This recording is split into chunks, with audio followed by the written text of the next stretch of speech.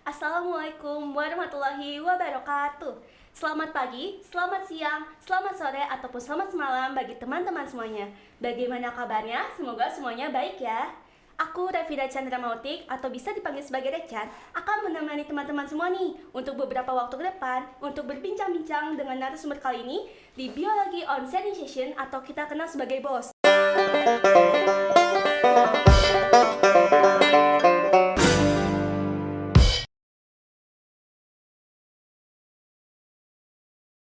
Dan di episode pertama, kita udah mengangkat tema tentang Be Brave to Improve, Be Brave to Contribute. Dan di episode kedua kali ini, kita mengangkat tema, yaitu Be Brave to Step Outside Your Comfort Zone, atau keluar dari zona nyaman kita ini. Dan di sini, kita akan berbincang-bincang nih dengan narasumber yang gak kalah keren di episode pertama. Kita panggil saja langsung, yaitu Kak Rifki. Kak Rifki, gimana kabarnya? Alhamdulillah baik. Kamu apa kabar hari ini? Aku juga alhamdulillah baik. Dan kakak ini dari angkatan berapa kalau boleh tahu? Oke, saya sekarang dari angkatan 56. Jadi sekarang saya semester 8 dan saya lagi sibuk mengerjakan tugas akhir. Ya, semoga hopefully bisa seminar hasil dan lulus semester ini sih. Wah, kakak kayak udah semester ini ya, udah semester akhir udah kayak sibuk banget. Boleh kak dikasih tahu teman-teman gimana kesibukannya? Sebenarnya nggak terlalu sibuk ya. Seperti yang kalian ketahui, biasanya semester akhir itu kita udah nggak ada mata kuliah lagi. Jadi kesibukannya itu hanya mengerjakan penelitian, nyusun skripsi, dan mungkin menjadi asisten praktikum. Itu aja sih mungkin kesibukan. Waduh, udah jadi asisten, udah jadi apa? Udah ada penelitian. Aduh, penelitiannya boleh tahu nggak kak? Spill itu penelitiannya apa? Oke, jadi penelitian saya itu tentang molekular hewan. Basically kita itu isolasi gen dari ulat sutra, kemudian kita itu mau produksi protein dengan cara memasukkan gen ini ke plasmid, lalu plasmidnya dimasukkan ke dalam bakteri untuk kita ekspresikan proteinnya di dalam E. coli atau di dalam bakteri gitu. Keren banget sih penelitiannya. Aku langsung kayak insecure nih, kayak bingung nih nanti kedepannya aku penelitiannya mau apa ya. Oh iya, aku juga kan dengar-dengar nih, katanya kakak pernah ikut program student exchange ya kak ke Thailand. Ya, bener banget. Boleh kak dijelasin ikut program studi apa, terus ke university apa itu kak? Oke, jadi semester lalu di bulan Agustus sampai Desember, alhamdulillah saya diberi kesempatan untuk exchange ke Thailand ke Kaset Satu University. Departemen yang saya tempati itu ada Department of Biochemistry. Jadi di sana kita itu exchange nggak cuma ikut kelas begitu, tapi kita itu melakukan penelitian. Output dari program exchange ini adalah riset. Kemudian nanti hasil risetnya bisa kalian bawa nih ke Indonesia sebagai prasyarat untuk tugas akhir kalian. Jadi istilahnya kalian itu nanti pulang sudah dapat data dan pada akhirnya nanti kalian bisa menggunakan data tersebut untuk data skripsi kalian. Seperti itu. Oh jadi lebih gampang buat skripsinya ya, datanya udah dapat dari sana gitu ya kak? Ya bener banget, jadi gampang nih kalau misalnya kalian yang masih semester 7 atau semester 6 lah sekarang. Berarti nanti semester 7 kalian bisa berangkat ke Thailand untuk melakukan research. Jadi semester 8 nanti sudah tidak ada mata kuliah lagi, kalian udah dapet data, kalian tinggal mengolah data tersebut jadi skripsi gitu. Waduh enak banget kayaknya. Kakak waktu pas ke Thailand tuh pertama kali ya kak berarti? Iya bener banget, it is my first time going abroad actually. Pertama kalinya bagi saya untuk pergi ke luar negeri. Oh, kira-kira itu ada gini nggak kak? Kita kayak perbedaan itu kak, culture shock lah ya kak, di Indonesia sama Thailand tuh gimana? Oke, kalau culture shock dari segi iklim sebenarnya nggak ada bedanya ya antara di Indonesia sama Thailand karena memang kita masih sama-sama di Asia Tenggara. Tapi Bangkok lebih panas. Oh, Jauh lebih panas dari Bogor karena kayak Jakarta lah, 11 12 sama Jakarta panas banget. Terus di Thailand itu hari dimulai jam 9 pagi, guys. Jadi nggak ada matkul jam 7, nggak ada matkul jam 8 gitu dan kita harus bangun kepagian untuk apa namanya istilahnya berangkat ke kampus gitu nggak, karena hari itu dimulai jam 9 pagi, jam kerja juga 9 pagi kan. Terus di sana mahasiswanya itu pakai seragam. Jadi nggak seperti di Indonesia, mereka mahasiswa yang undergraduate student atau yang S1 itu pakai seragam. Atasnya putih, bawahnya hitam, terus nanti mereka pakai ikat pinggang. Ikat pinggangnya itu ikat pinggang universitas masing-masing ya. Terus ada dasi universitas masing-masing. Keren banget. Ada juga yang pakai emblem. Jadi semua mahasiswa S1 di Thailand itu pakai baju hitam putih gitu kalau misalnya mahasiswanya. Yang membedakan cuma dasinya sama ikat pinggangnya aja, dia dari universitas mana. Berarti kayak baju SMA, SMP kita di Indonesia kali ya kak? Ya bener banget, kayak gitu. Jadi apa namanya, mereka pakai seragam almost every day, kecuali kalau misalnya mereka ada jam olahraga, mereka bakal pakai seragam olahraga. Oke, kayak jadi pengen nih, karena gak ada seragamnya, karena kita kuliah di sini kayak gak ada seragam ya kak. Ya, kita di sini nggak pakai seragam. Suka kan. mikirin pengen baju apa ya, besok baju apa, besok kayak, wah gak tahu nih. Terus kak, kalau misalkan kakak waktu student exchange nih, ada nggak ya kak keuntungan-keuntungan yang kakak dapet? Oh jelas banget, ketika kalian apa namanya ikut student exchange itu kan berarti kalian pergi ke daerah yang belum kalian ketahui sebelumnya ya. Kalian bakal dapat experience dengan ketemu orang baru from around the world, karena peserta dari student exchange ini kan of course nggak cuma dari Indonesia aja ya, tapi banyak dari mereka yang dari Jepang juga ada, dari Taiwan ada, dari UK ada. Jadi kita ketemu sama banyak orang, ketemu dengan banyak perspektif gitu, banyak sudut pandang yang membuat kita itu akan lebih open minded ke depannya, seperti itu. Berarti kalau misalkan banyak ya, tadi ada dari Jepang, ada yang dari negara lain juga. Ya. Berarti kalau kendalanya berarti dalam segi bahasa juga ada kendala ya kak? Kalau dalam segi bahasa jelas ada kendala, karena kan kita mendengarkan bahasa Inggris dengan aksen yang berbeda-beda ya. Especially orang Thailand sendiri itu kayak orang Indonesia, jarang banget ada yang bisa bahasa Inggris. Oh iya jarang. Jadi ya, I quite struggling a lot kalau misalnya kalian misal pergi ke pasar atau pergi ke toko atau kemana mau beli sesuatu gitu kan, mereka nggak bisa ngomong bahasa Inggris ya. Jadi kita yang harus belajar bahasa Thailand. Cuma ya bisa sih pada akhirnya. Oh iya kak, itu kan kakak berarti kendalanya dari bahasa. Malah udah bahasa internasionalnya aja agak susah ya, karena di Thailandnya juga. Dan bisa nggak sih kak, misalkan kita nih banyak nih teman-teman, dia tuh pengen banget student exchange, cuman ya kendalanya itu terutama dalam segi bahasa. Apalagi tadi kakak udah ngomong kan, bahasa Thailand nih harus kita pelajarin. Dan bisa nggak sih kak kasih tips and triknya itu, kayak mungkin dari teman-teman yang mau ikut student exchange ini bahasanya dilancarnya gimana, terus kayak apa harus ya apalagi disiapin kayak TOEFL atau mungkin. Oke, untuk bahasa sendiri sebenarnya sebagai mahasiswa kalau bisa kalian itu harus sudah bisa bahasa Inggris ya guys. Especially bagi kalian yang memang punya planning untuk ke luar negeri, karena kan kalian di situ nanti bakal berdiskusi dengan mahasiswa lain dan dengan dosen yang tentunya dengan bahasa Inggris gitu. Saya percaya bahwa kalian semua mahasiswa biologi pasti bisa lah bahasa Inggris sekedar atau baca dan menulis karena kalian mengerjakan laporan praktikum dan sebagainya. Cuma ketika kalian pergi ke luar negeri, hal yang paling penting adalah bagaimana kalian bisa berpendapat. Betul. Atau mengutarakan pertanyaan dan lain-lain dalam bahasa Inggris dengan baik. Dan kalau misalnya kalian mau belajar speaking, sebenarnya yang kalian butuhkan itu environment, lingkungan, dimana di lingkungan tersebut kalian itu terpaksa untuk ngomong bahasa Inggris on daily basis. Misal dulu waktu saya PPKU banyak banget temen yang bisa bahasa Inggris fluent, karena itu saya men-challenge diri saya sendiri untuk setiap hari itu komunikasi dengan mereka menggunakan bahasa Inggris, seperti itu. Jadi kalau misalnya kalian punya temen yang satu visi dengan kalian, boleh banget nih kalian kayak kita ngomong bahasa Inggris aja tiap hari, in order to improve your communication skill, seperti itu. Soalnya kalau misalnya nggak dipaksain, kalian nggak bakal bisa ngomong dan nggak punya rasa pede gitu untuk ngomong. Karena sebenarnya kalau untuk berkomunikasi sendiri itu nggak perlu grammarnya bener. Yang penting saya mengerti apa yang kalian omongin dan kalian juga bisa mengerti apa yang saya omongin gitu. Iya bener Nah, banget. seperti itu kan. Ya berarti emang harus kita aja juga harus bisa keluar dari zona nyamannya itu Iya, ya. bener banget.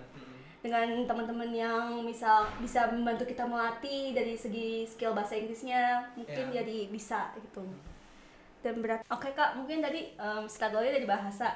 Ada lagi gak sih kak struggle lain yang kakak dapetin di sana? Of course, like I've quite a lot struggle actually. Banyak banget struggle-nya, apalagi kita sebagai seorang muslim ya. Struggle-nya itu yang pertama masalah makanan, karena sangat-sangat tidak mudah guys di sana untuk nemuin makanan halal. Dan kalian itu harus bersiap-siap untuk makan makanan yang sama again and again tiap hari. Mungkin kalian bisa beli di 7-Eleven atau ketemu di warung halal kalian bisa beli. Dan tiap hari itu kita makan makanan yang hampir sama dan di microwave, karena kita nggak punya pilihan lain, karena cuma itu aja makanan yang ada logo halalnya. Jadi sebagai seorang muslim, terutama makanan sih yang bikin struggle di sana. Karena kalau misalnya kalian makan makanan yang sama terus menerus setiap hari, mental kita juga terpengaruh gitu. Dan kita juga kayak makin less produktif untuk mengerjakan sesuatu. Yang nomor 2 soal ibadah. Itu juga lumayan susah karena kalian harus mencari tempat kosong untuk bisa sholat dan di sana nggak ada keran air buat wudhu kan. Jadi kalian nanti bakal wudhu di wastafel gitu. Terus jadi tangan kalian ke atas pas wudhu di wastafel, mungkin untuk kaki kalian bisa masuk ke toilet gitu. Atau kalau misalnya lagi nggak ada orang, kaki kalian bisa diangkat naik ke wastafel kayak gitu. Terus mungkin kalian bakal nyari tempat sholat gitu ya. Kadang-kadang ada yang sholat kayak di tangga darurat, atau ada yang sholat di lab waktu nggak ada siapa-siapa. Kan was-was juga nih sholat di deket tangga darurat, misalnya nanti kalau misalnya ada orang yang masuk gimana gitu. Kalau ngelihat kita lagi posisinya sujud gitu, kok aneh banget orang ini ngapain. Nah itu sih. Terus masjid juga di Kaset nggak ada masjid. Jadi kita waktu sholat Jumat itu di kantor pos. Jadi lantai 3 kantor pos itu dikosongin buat tempat sholat. Dan sholat Jumatnya khutbahnya juga pakai bahasa Thai. Jadi saya nggak ngerti sama sekali sebenarnya apa yang diomongin. Pernah ada satu cerita yang menurut saya agak fun gitu. Waktu itu 22 Agustus kita lagi ngerayain HUT kemerdekaan RI di Kedutaan Besar Republik Indonesia di Bangkok. Pulangnya itu ada temenku yang dapet tempe dari KBRI. Terus digoreng lah di asrama. Itu untuk kali pertama saya itu sedih gara-gara makan tempe goreng. Kayak feelingnya itu dapat banget. Setelah lama kita nggak makan makanan Indonesia, tiba-tiba ada tempe goreng, sedih rasanya. Kangen ya? Makan tempe itu kayak feel-nya beda gitu dengan kalian makan tempe setiap hari. Mungkin di Indonesia remeh gitu, cuma tempe doang, di sini mah banyak. Ketika kalian di luar negeri yang kayak sambel, kayak tempe, Indomie, itu sesuatu yang bakal kalian kangenin banget sih. Itu struggle-nya terutama. Kalau misalkan dalam pembelajaran sendiri Kak, kan kalau misalkan mau nanya nih sama temen Kak, misalkan kita susah belajar, kita mau tanya ke temen kan of course tinggal tanya aja. Dan kalau di Thailand dengan teman-teman kakak yang dari Jepang atau dari Thailand sendiri itu bagaimana Kak? Kalau misalnya teman-teman international student lain yang dari Jepang, yang dari UK atau dari Taiwan dan negara lain, mungkin bahasa Inggris mereka lebih bagus dan mereka lebih open minded ya untuk membuka istilahnya diskusi dengan mahasiswa-mahasiswa asing dari negara lain gitu kan. Cuma kalau warga lokal Thailand sendiri itu mereka agak enggan untuk memulai pembicaraan dengan mahasiswa internasional seperti itu. Jadi sebenarnya agak susah ketika kalian pengen temenan dengan warga lokal sana sih, karena mereka itu cenderung untuk menghindari percakapan dan mereka lebih minding their own self. Dan tentunya di sana juga rakyatnya itu lebih mudah diatur, walaupun macet juga di sana nggak chaos kayak di Indonesia, nggak bikin pusing gitu. Ketika kita nyebrang jalan itu, kita cuma ngelihat muka drivernya, kemudian dia itu akan automatically berhenti ketika kita depan zebra cross, terus kita seperti ini, lalu kita nyebrang. Ya, jadi nggak ada yang nyebrang pakai tangan begini-begini, nggak ada. Mereka sangat-sangat aware dengan peraturan gitu, terus sangat teratur kehidupannya. Tempatnya juga ya lumayan lebih bersih dan lebih tertata. Oke. Berarti kalau misalkan nih pengen daftarnya bener-bener kayak kakak nih, ada teman-teman yang tertarik banget masuk ke university-nya Kasetsart University, gimana Kak? Oke, karena ini nih programnya ada MOU ya, ada kerjasama antara Departemen Biologi dengan Faculty of Science di Kasetsart. Jadi setiap tahun kita memang mengirim mahasiswa ke sana untuk melakukan penelitian gitu. Jadi nanti pasti ada infonya dari dosen terkait ya. Terus biar kalian itu terpacu gitu ya, mungkin kalian mulai sekarang boleh siapin skor TOEFL-nya. Juga kalian mau bikin paspor dari sekarang juga boleh banget, karena itu tuh bisa memacu kalian gitu. Kalian kalau udah punya paspor kayak, ih sayang banget nih aku udah bikin paspor tapi kok nggak kepake gitu. Pada akhirnya nanti kalian akan mencari kayak program apa sih, oh saya pengen ke luar negeri biar saya itu ada gunanya gitu buat paspor gitu. Bener banget. Tadi udah bagus banget ya mungkin dari Kak Rifkinya ini, but at least Kak kayak ada apa ya Kak, motivasi Kak biar teman-teman tuh kayak pengen ikut student exchange nih. Oh, kalau motivasi sendiri sebenarnya ini tergantung tujuan kalian ya kan, karena sekarang kurikulumnya itu Merdeka Belajar Kampus Merdeka gitu, MBKM. Pada semester 7 sekarang kalian itu akan dibebaskan untuk memilih apakah kalian mau magang atau kalian akan studi independen atau melakukan riset ke luar negeri gitu seperti saya. Jadi satu hal yang saya mau tekankan adalah pilih sesuai dengan minat kalian. Kalian nggak harus exchange untuk menjadi orang yang keren gitu loh istilahnya. Kalian itu istilahnya punya specialty gitu. Kalian punya sesuatu yang bidang keahlian sendiri-sendiri, dimana kalau misalnya hal tersebut kalian tekuni, selain kalian bahagia mengerjakannya, kalian juga akan sepenuh hati mengerjakan sesuatu sehingga hasilnya itu bisa bagus gitu. Tapi kalau memang kalian pengen ke luar negeri, salah satu hal yang harus disiapin memang bahasa Inggrisnya sih, karena pada akhirnya kalau misalnya kalian bahasa Inggrisnya nggak lancar, terus di sana juga bahasa Inggrisnya nggak lancar, komunikasi kalian akan terhambat gitu kan. Padahal komunikasi ini adalah hal yang sangat penting gitu. Cuma kembali saya tekankan bahwa tergantung minat kalian kemana. Makanya kalau bisa kalian dari semester 4 gitu udah harus mikirin nanti semester 7 mau ngapain gitu kan. Kalian harus menetapkan tujuan yang pasti gitu. Terus kalian itu mau jadi apa? Mau jadi akademisi kah? Mau jadi pengusaha kah? Atau mau istilahnya bekerja di kantor atau yang lainnya seperti itu. Oke, berarti ikut student exchange itu jangan ikut-ikutan. Iya, jangan harus ada ikut-ikutan. tujuan ya. Harus tujuannya spesifik, kalian itu mau ngapain sih dari situ. Karena kan student exchange juga ada program yang kayak ISMA gitu, kalian cuma ngambil kelas aja, kemudian kalian pulang lagi ke Indonesia. Ada juga yang program research, sehingga kalian itu selain ikut kelas, kalian juga research dan kalian itu akan dapat data penelitian gitu. Jadi kalian istilahnya nggak sia-sia lah, kalian pulang ke Indonesia, skripsi itu udah 50% jadi istilahnya. Jadi kalian kayak nggak wasting time aja dan nggak ada mata kuliah wajib yang kalian tinggalkan gitu kan. Oke. Tapi Kak, kayak misalkan student exchange-nya tuh ada nggak Kak kayak program online gitu ya Kak? Ada nggak ya? Kalau untuk student exchange yang online waktu COVID itu banyak guys. Jadi ada dari Kyoto University biasanya ada, dari Hokkaido ada, terus dari beberapa universitas juga ada. Tapi nggak tahu sekarang soalnya pandemi ini udah hampir berakhir, jadi kebanyakan programnya sekarang offline. Cuma kalian kalau mau ikut webinar internasional juga masih banyak ya sekarang yang bisa diikuti. Kalian bisa berdiskusi dengan banyak peneliti ahli dari luar negeri juga.